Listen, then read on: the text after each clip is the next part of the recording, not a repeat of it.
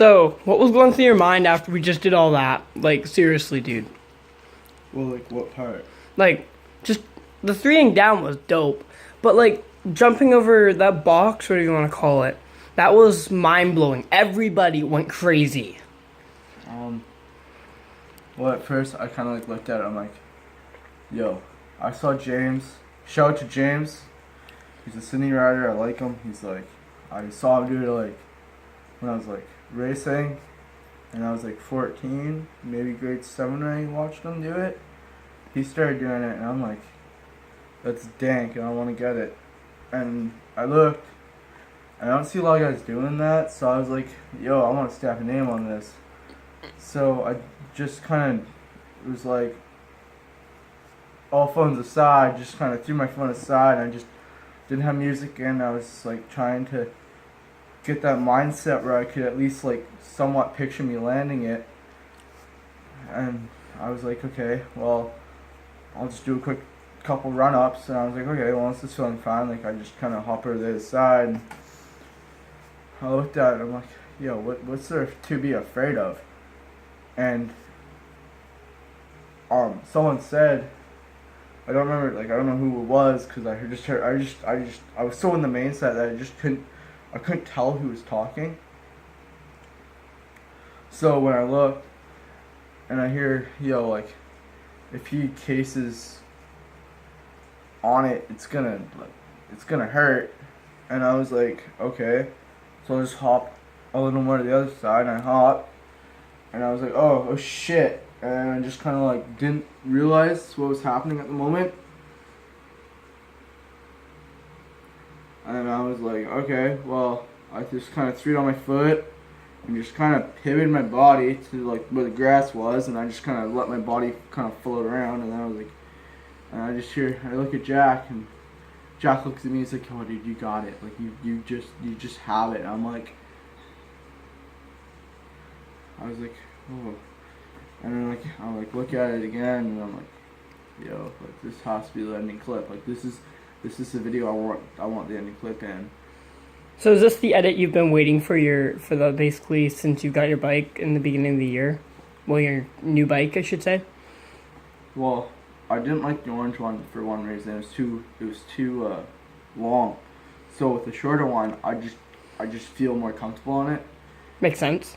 And when I looked at it, I was like, shit, like if I overshoot, I'm going straight to flat, and if I undershoot, I'm going straight for the freaking middle piece.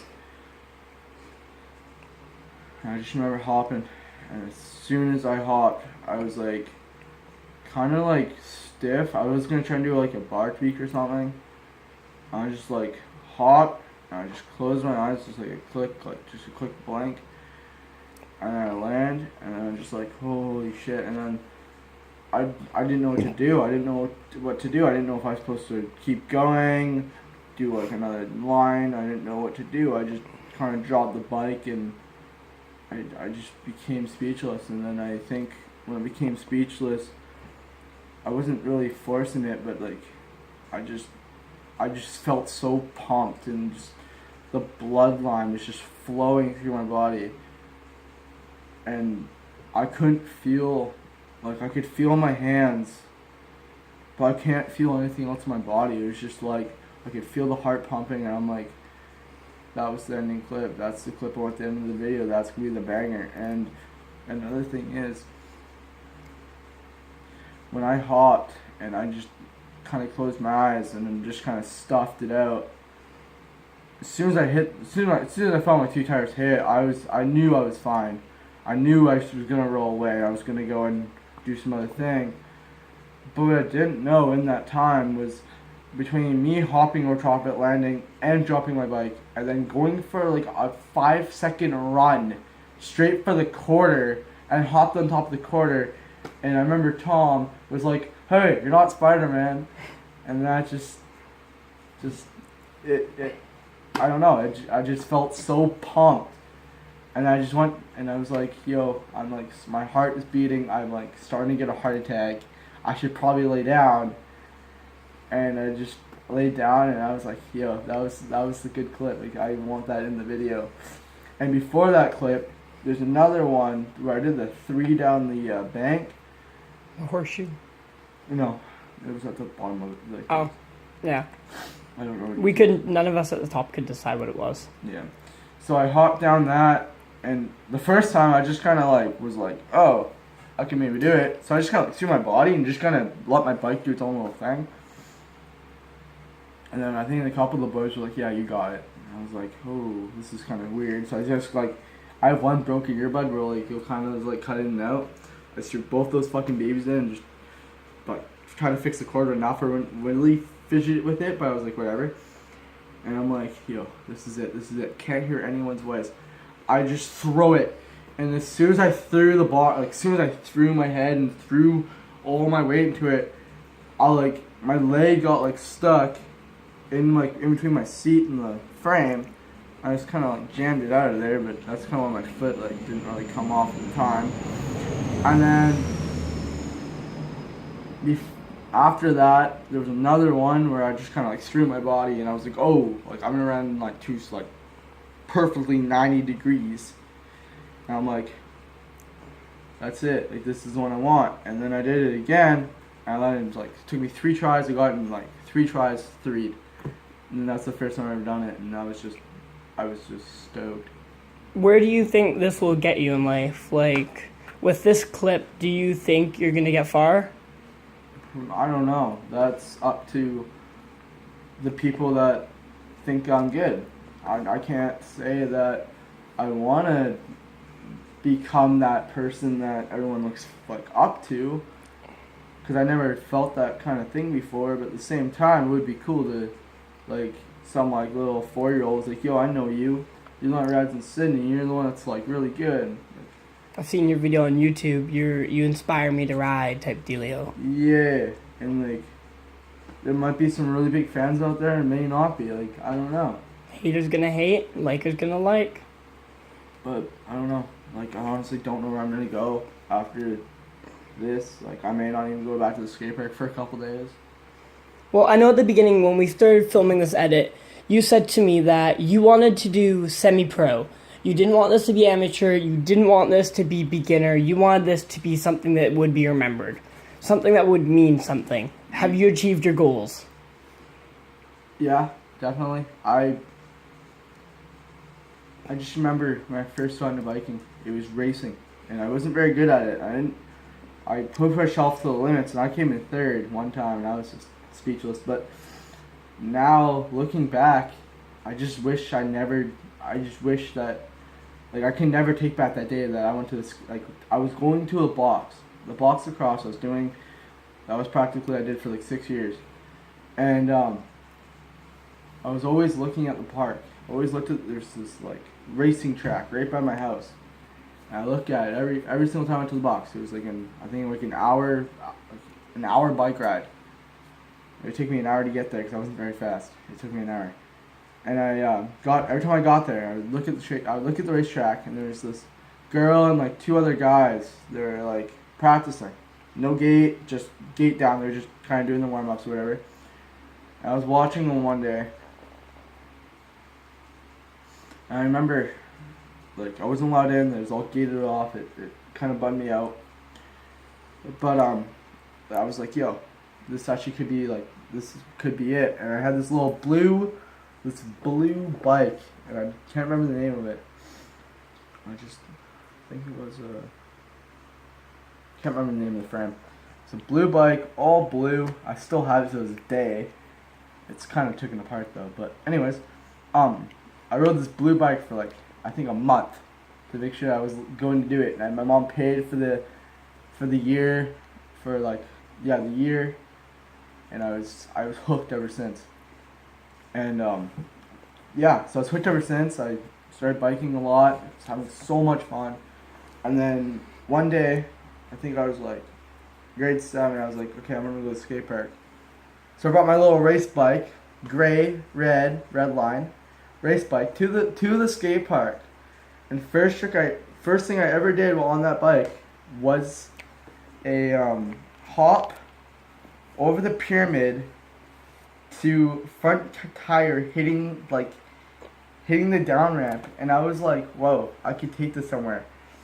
And ever since that day, I've been going, like, ever since then, I've just been going to the skate park. And then recently, after that bike, I got a black BMX, and I was just riding that around town. It was super fun. I loved it. And then I wanted to get really serious, so I got, like, this, my dad bought me this bike, and I was like, yo, this thing's, like, cool. I used to look at it, and I used to polish it. I remember that. I remember it took wax to it a couple times. And then I was like, what's the point? Like, I don't like it. It wasn't the best for anyone. I liked it, but, like, I like this one way better. Smaller. It's your baby. Doesn't matter. Anyways, long story short, I just, BMXing is now, like, love BMXing. Like, I don't know where I'd be if I didn't meet Tony, if I didn't meet Hallie, if I didn't meet any of those people at the skate park, if I didn't ever start BMXing. I don't know where I would be. I think I would be, like, playing games, like, 99% of the time and being fat. But I don't know. Like, I honestly, I'm just so thankful for my buddy Tony and everyone at the skate park. And anyone else that rides with you, basically, and supports you. Yeah, like, especially my dad's a big part. I love my dad. Shout out to you, Dad. I love you. And, my stepmom, love you too. I honestly love you. And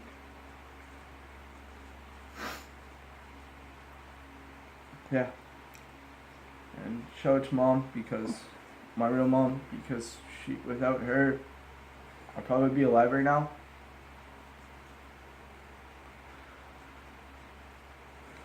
And stay true to your roots. And stay BMX. Like, don't, if you think you're not good enough to go pro or go amateur, don't overstride. Like, don't say you can, like, just ride for the fact of riding. Don't take it to the next level and try and go amateur. And don't take it to the next level and try to go pro. Just ride for the sake of riding. Honestly, like, so many people, like, I've seen so many videos time after time, like, they want to go pro, like people try to make these, like, really good videos, and I'm not, like, saying they're bad, but I'm just saying, like, so many people, like, just want to go pro. And I know when I was, like, I think, like, when I first started out, I think I wanted to, like, I wasn't thinking how far I could go with it. And tonight, I think I went as far as I could go. I don't think I could do much more. You hit your breaking point? Or less, but I definitely am at the end of the peak. I definitely going to keep going and taking stuff to the next level. And in a couple months, actually 19 more days, and we're leaving to go to the States. So yeah, I was going to get there, actually. For those who have actually been watching our videos, they should know that me and you, well, Tony and you, are going to Portland, Oregon to, what is it? I can't remember the name of it, but it's a BMX camp, basically like Woodward. But It's Camp Windles. Yeah, Camp Windles. But when we first thought about going, you were quite nervous about being away from home, not knowing if you're going to be able to do much there. But after tonight, would you say that your whole view of camp and all that has changed? That you're willing to actually go to the next level, willing to see what you can actually get done there, and try learning new stuff and just keep going with your career? Well, what you could make of a career anyways? The thing is, like, the reason I was so hesitant to going is the fact I've never been away for, like, 8 days away from my family. Especially to a place where I've never been before. Like, I've been to the States, but, like, I've never been to a camp. Or away from your family Or type away thing? from my family for 8 days. Like, that's just scary to me. And, like, I do have, like, some people may know me well enough that I don't like to, like, spend time with people I don't really know. And I'm very, like, shy. But once I start to talk, I'm really, like, actually open in my life. But like Camp Windows is just a whole new door that I don't know where it's gonna take me, and I guess we just have to wait and see and what comes up in the newest videos, because I think that like I'm gonna improve aggressively, because some of the tricks I chose for like the what to learn kind of standpoint, you were allowed to choose 3 tricks, and I already learned one of them by myself, which was really surprising. Impressive, actually. And the other one was a backflip, and I think it was a no-foot can. I think it was a canned something. I can't remember. I think it was a bunch of things, but I can't remember. But oh, it was a tail whip. That was the second one. It was backflip, no foot can, or the other one was tail whip, and I definitely I'm basically just, I don't know, gonna hit some resi, gonna probably hit the fun foam, and then I'm probably just gonna hit the ramps, because I'm probably gonna get a lot. I'm a park rat, so I'm probably gonna get a lot of park stuff in, and I may even get like a few benches now and then. But other than that, Do you think you'll ever put pegs back on, or do you think you're gonna be one of those pegless riders for the rest of the riding season? honestly, I don't have the money right now. I don't have a job. I don't want a job, which is okay, because some people might just say, oh, you have to get a job because that's the biggest thing important. No. If you feel like you're not ready for a job, honestly, don't listen to people. Obviously, listen to your mom. Obviously, listen to your mom and dad. If they think that you're ready to have a job, then take it. Like, honestly, if they say, we'll get you a job, like, you can work with your dad or whatever, take that, please, honestly. I go to school and I take this special class and they teach you how to work properly. And I can't read or write properly, but I can take from that class all the work experience that I had, and I could probably get myself a job. But I'm just saying, like for all the people that like think that they're not ready for a job, think twice. Just think twice. So basically, just don't push yourself. If you're not ready, just enjoy life, don't stress yourself out, and just go as life shows you to go, basically. Yeah, exactly what I'm trying to say. But just don't go against your parents. If your parents say get a job, at least try. I know my parents say that. They say, please get a job. And I'm like, I'll try, but I don't actually try. But please actually try. Because if you think that like certain things can go a long way, they can. I'm not going to lie to you. But like, I don't know what I'm trying to get at that. It just, yeah. So Plan C was started between December 2013 and January of 2014. Yeah. How did this all start? Like, I know you and Tony were talking about just like starting up a group for YouTubing, and originally you were actually a skater. You weren't at the time BMXing.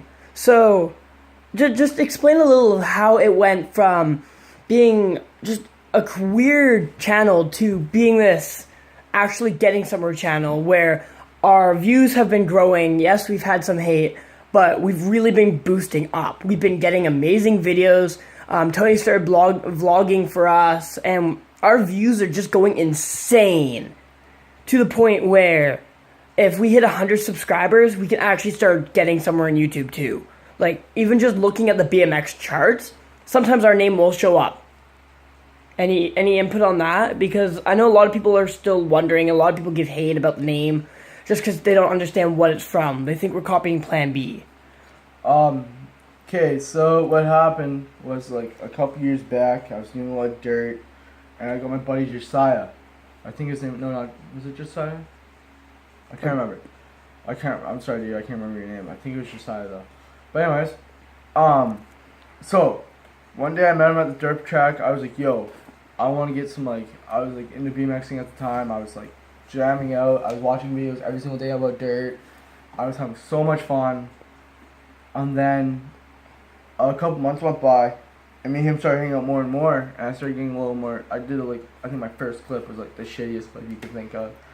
I don't even think I did anything. I think it was like hot. It was like on the blues. It was all like jumping and stuff, and it just wasn't even. There was no line to it. There was no like tricks or anything. It was just like hopping into random shit, and I just remember like him just always there for me. Like he's like he's like the one that got me started on it. And then a couple years later, I met Liam. I don't ride with Liam anymore. It sucks. Bumped me out. He has a job now, which is also shitty. And then I don't know. Oh my god, I'm like speechless right now. I don't know why. Fuck it. Still minor shock from the clip. I don't know. I honestly don't know. Can you help me out, please? Jacob? No. Arden? Liam's, yeah, Arden. Arden. I'm not gonna say their last names because you guys don't really need to know that, but We also don't have their permission to release that information to the public, so. yeah, I'm just saying their names. So, Liam and Arden, I love you two both. I love you guys in a manly way and as a biking family, part of the biking family. They always wanted to we always thought about talking about jumping, like dirt jumping, and thought about doing a YouTube channel. And I've been thinking about this for like 3 years in advance. And then 1 year, I guess it was 13, I was having so much fun biking, like I was jamming out, I was fucking great at it. And then I met Tony. Me and Tony got along. Well, at the beginning we didn't really get along, but when I got to know the guy, I started understanding like more and more of how I connected to him and how it all worked. And he's still my homie. Like I can't leave him for the life of me. And I wanted to experience this trip with him to the States. This trip means a lot to I think both of us. But like, if I think about it, he's the homie I want to go with. If I was ever to do this again, if I was ever to go to another camp, I'd want to take him with me. I would fly him down if I didn't have the money. I would be like, yo, dude, come meet me here. You got to come look at this. And I would fly him down for maybe like a couple months or whatever, maybe like a week at max. But like, I think that a lot of people just, I don't know. They need that one good pal who can stick by your side and ride with you, and you understand, basically. Yeah, like, they don't stop you from if you say, like, oh, dude, I'm not ready, like, I can't do this yet. And they might even say, okay, well, let's go and do this. Or they might even be like, you got it, like, don't back down from this, like, you got this. And that's happened tonight. I didn't think I could do it, and a couple of the homeboys were like, yo, dude, you got it. And I was like, alright, let's kick it up. And I kicked it up, and I landed it, so. And as I recall, when you and Tony first met, he actually didn't live in Sydney. He lived up island more, and actually, one of his friends, Jacob, gave you his number, and that's kind of how you guys started to talk more, was it not? I don't really know how, I think I was really mad at you or something like that, and I gave you like a call. I was like, what the hell? But now looking back, I'm glad I gave you that call and like understanding like, well, why you like what happened. And I'm not gonna lie, I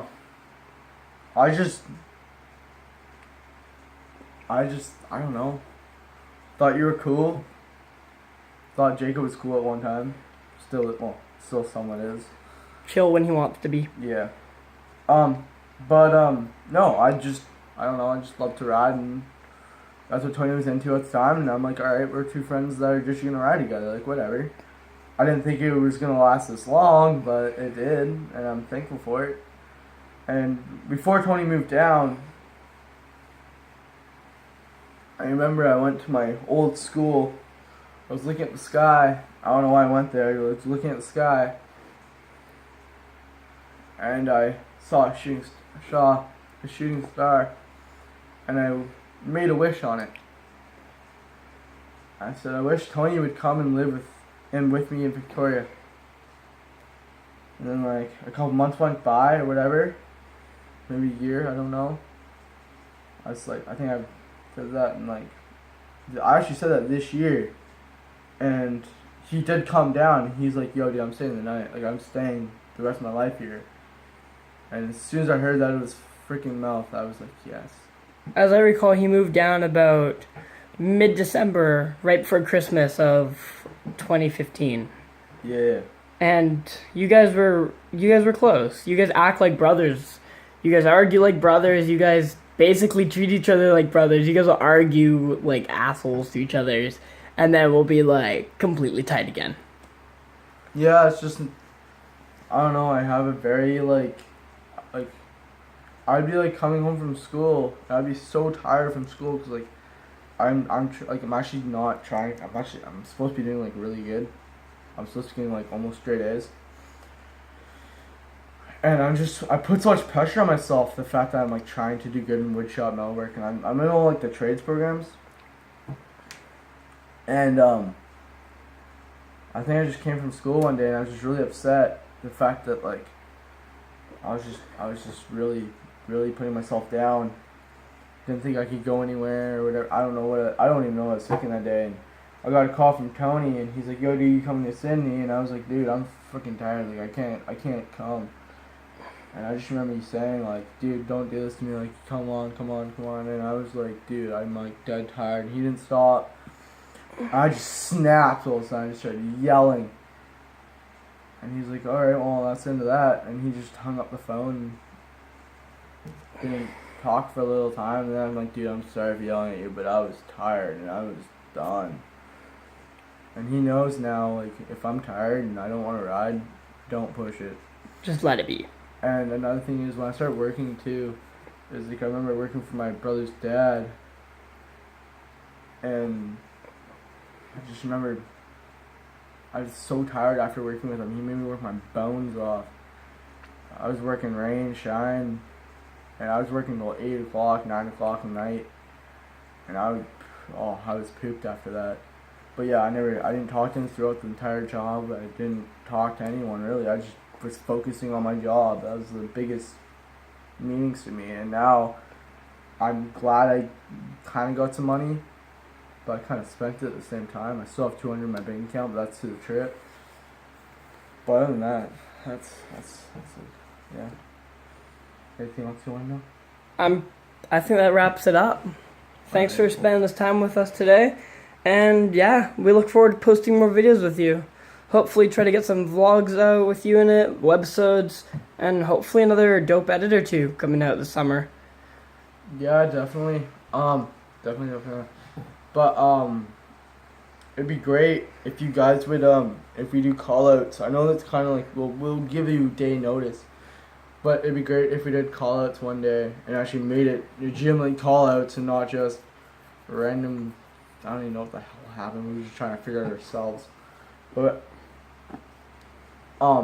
we'll try to post like a vlog the day before, a day or two before, and just set up a social feed, social live feed, and we'll actually be actively monitoring it for you guys to do it. That'd be great. I know it was like short notice, and I thought there would be more people, but I guess not. But that's okay. I'm happy with that. And that's life, I guess. And thanks for talking to me, and thanks for listening to this whole entire.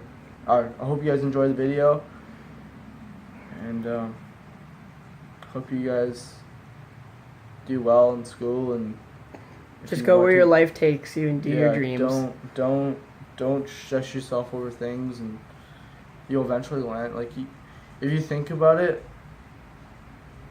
so much more comes from like, if you're a skate rat or a pack rat or anyways, if you're like a pack rat or skate rat or maybe even a bike rat, just remember that like a lot of work goes into a lot of these videos, and as soon I didn't realize how much work went in until I made my own, like I got my buddy make my own account. I was on it like constantly, and they're hard to make. Like, I'm surprised. Like, I thought it's just you could just throw a thing to edit and then just send it out, but what I realized And if you go add me on Instagram, ChadBMX2001. I only have 2 posts, and I will have more tonight. But just check me out, and We'll have the Instagram name on screen here. yes, that'd be great. It's right there. Just click on my face. And thank you for letting me talk to you guys. Be sure to follow our Instagram at PlanCBMX2015 and us on Twitter at PlanCBMX. Also our Facebook page, PlanCBMX. We'll hope to have another interview with some of the members soon. And this is Tony and Chad signing out. See you.